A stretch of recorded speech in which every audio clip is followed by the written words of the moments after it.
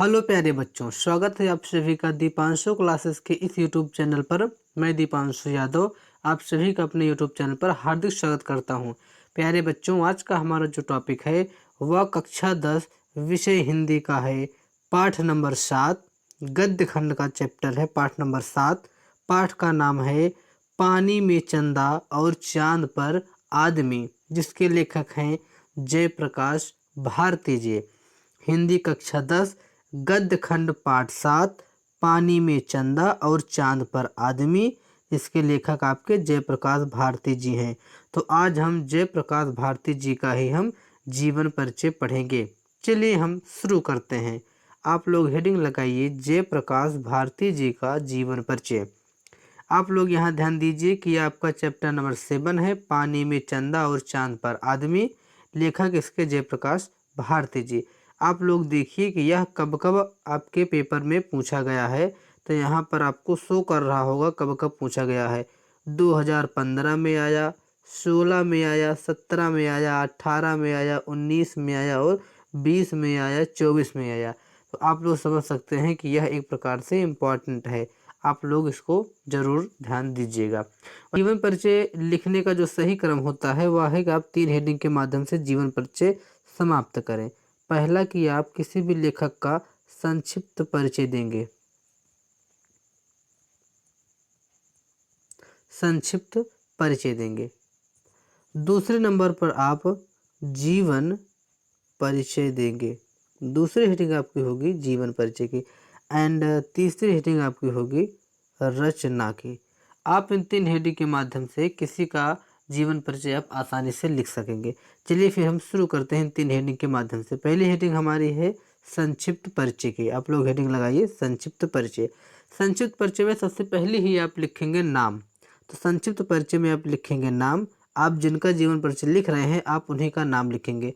तो नाम में आप लिखेंगे जयप्रकाश भारती। उसके बाद आप इनका जन्म लिखेंगे। थोड़ा कलर चेंज कर लिया जाए ना। जन्म लिखेंगे, इनका जन्म 2 जनवरी 1936 ईस्वी में हुआ है। मान लीजिए आपको 2 जनवरी ना याद रहे तो आप इतना याद कर सकते हैं कि इनका जन्म 1936 ईस्वी में हुआ है। बात किया जाए इनके जन्म स्थान की, यानी इनका जन्म हुआ कहाँ पर है, तो उत्तर प्रदेश के मेरठ नगर में हुआ। जो मेरठ है यह उत्तर प्रदेश का एक जिला है, वहाँ पर इनका जन्म हुआ। बात की जाए इनके पिताजी के नाम की, तो इनके पिताजी का नाम श्री रघुनाथ सहाय है। इनकी शिक्षा की बात की जाए तो इन्होंने बीएससी किया है, यानी कि साइंस वर्ग की डिग्री होती है BSc, bachelor of science, BSc. बात की जाए आजीविका के लिए इन्होंने क्या किया, तो आजीविका के लिए इनका जो मुख्य स्रोत रहा वो संपादक का रहा। इन्होंने बहुत सारे पुस्तकों का संपादक किया। बात की जाए मृत्यु की, तो इनकी मृत्यु 5 फरवरी 2005 में हुई थी। इनका जन्म हुआ 1936 ईस्वी में, मृत्यु हुई 2005 ईस्वी में। अब बात की जाए इनकी लेखन विधा की, तो इन्होंने लेखन विधा में पत्रिका एवं पुस्तक तथा बाल साहित्य पर अपनी लेखनी लिखी। अपनी विधा को इन्होंने उस विधा में अपनी रचनाएं की। बात की जाए इनकी भाषा की, तो इनकी भाषा सरल एवं सहज है। इनकी शैली, तो इनकी शैली वर्णनात्मक, चित्रात्मक एवं भावात्मक इनकी शैलियों का इन्होंने प्रयोग किया है। तो इस प्रकार से इनका संक्षिप्त जीवन परिचय आप इतनी हेडिंग में आराम से लिख देंगे। अब चलिए हमारी जो दूसरी हेडिंग है जीवन परिचय की, हम जीवन परिचय इनका देखते हैं। तो आप लोग दूसरी हेडिंग लगाएंगे जीवन परिचय की। हेडिंग आपकी है जीवन परिचय। जीवन परिचय में आप लिखेंगे कि जयप्रकाश भारती एक वरिष्ठ पत्रकार एवं सशक्त लेखक थे। इन्होंने हिंदी की साहित्यिक विधा में वैज्ञानिक विषयों पर निबंध लिखना प्रारंभ किया है। इनका जन्म 1936 ईस्वी को मेरठ में हुआ था। इनके पिताजी का नाम रघुनाथ सहाय था। इनके पिताजी का नाम रघुनाथ सहाय था, जो कि एक एडवोकेट हैं, पुराने कांग्रेसी और समाज सेवी थे। इनके पिताजी पुराने कांग्रेसी और समाज सेवी थे। यहाँ तक आपको बातें समझ में आई कि इनका जन्म 1936 ईस्वी में हुआ था। इनके पिता का नाम रघुनाथ सहाय था। वो एक एडवोकेट हैं जो पुराने कांग्रेसी और समाज सेवी थे। बात की जाए आगे क्या लिखना है, तो भारती जी का मतलब जयप्रकाश भारती जी ने मेरठ में ही बीएससी तक अध्ययन किया। यानी कि जहाँ पर इनका जन्म हुआ मेरठ में, वहीं पर इन्होंने बीएससी तक पढ़ाई की, वहाँ तक अध्ययन किया बीएससी तक। साहित्य सेवा के साथ भारती जी ने समाज सेवा में भी अपना अमूल्य योगदान प्रदान किया था। मेरठ में इन्होंने कई वर्षों निःशुल्क शिक्षा प्रसार के लिए प्रौढ़ पाठशालाएं चलाईं।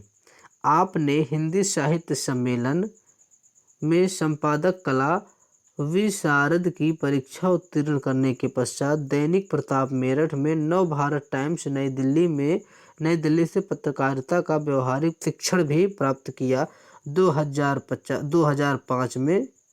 2005 में इनकी मृत्यु हो गई।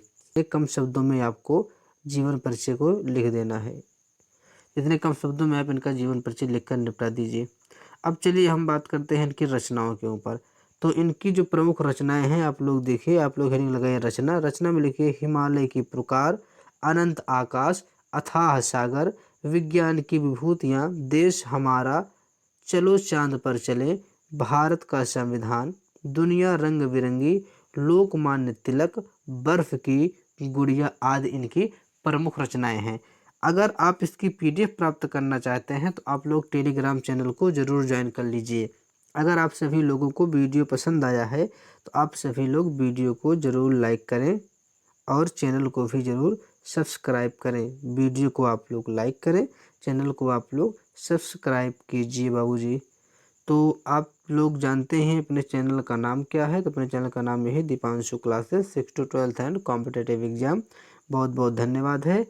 आप सभी लोगों से एक रिक्वेस्ट है कि आपने अगर इससे पहले वीडियो इसके पहले वाली नहीं देखी है तो आप लोग प्लेलिस्ट में जाकर के चेक कर सकते हैं। मैंने पूरी वीडियो बनाई है चैप्टर नंबर 1 से लेकर चैप्टर नंबर 5 तक के जितने लेखक हैं उनका। आगे हम पद्य के जो लेखक हैं उनका भी वीडियो बनाएंगे। तो आप लोग हमारे चैनल के साथ जुड़े रहिए, पढ़ाई करते रहिए। आप सभी को हिंदी से संबंधित यहाँ पर महत्वपूर्ण जानकारियाँ मिलेंगी। आप लोग हिंदी से संबंधित जानकारियों के लिए चैनल को जरूर सब्सक्राइब कर सकते हैं। फिर मिलेंगे आपसे किसी और वीडियो में। चलिए आपको जाते जाते अपने मित्र से मुलाकात कराते हैं। ये है अपना मित्र बाल गोपाल। इससे हम लोग क्या सीख लेते हैं, हंसने की प्रेरणा लेते हैं। इसकी तरह हंसते रहें, मुस्कुराते रहें। फिर मिलेंगे किसी नेक्स्ट वीडियो में, तब तक के लिए बहुत बहुत धन्यवाद।